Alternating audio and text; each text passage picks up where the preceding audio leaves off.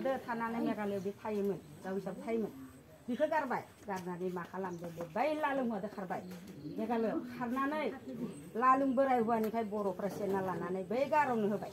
ओमफ्राय गार'नो होबाय गार'नो फिसा खाथाम खांना गारबोबाय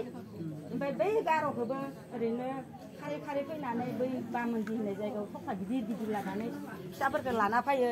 लाना फैनानै ओमफ्राय हरदि हराव जोंनियाव हराव थाफैयो आरो ओमफ्राय जोङोनो नों गथ'खौ लाना हरदि हराव इमान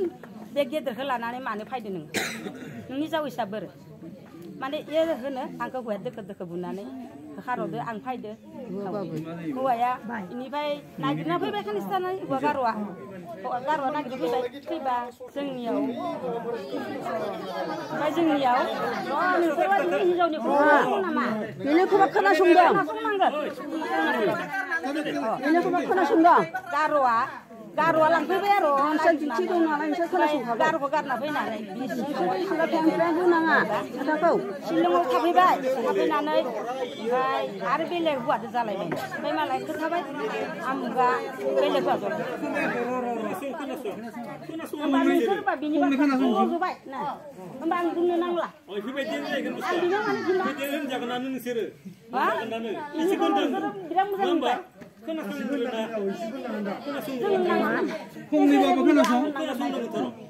बायरे जानानै मालाय गार'आ नागिरना लांबाय गथ' गथायखौ ओमफ्राय बिखौ हिनजावखौ नांला जाबाय गार'आ नांला जाबाय बे आने थाने शिलंआव थादों शिलंआव थाबाय बेलेग हौवाजों थालायबाय थानानै बे फिसानि बियानि लानि फिसा लाखाबा बोरै मोनखो मोननानै मावोमोनबा बोरैबा बोरै बबेबा ओरैयाव मन्दिराव हाबा जाना थांबाथाय आरो नागिरना लायनानै ना माबा एसे रायजोनि मानसिया बेखौ हाबा खालामना होबाय आरो बे बियानिनि फिसा लादो माने खोथा माने जोंहानि फिसाजोआनो हामा गियाना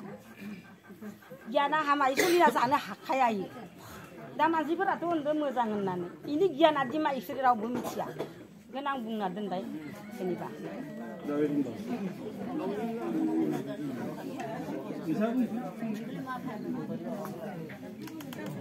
बुंनो हाया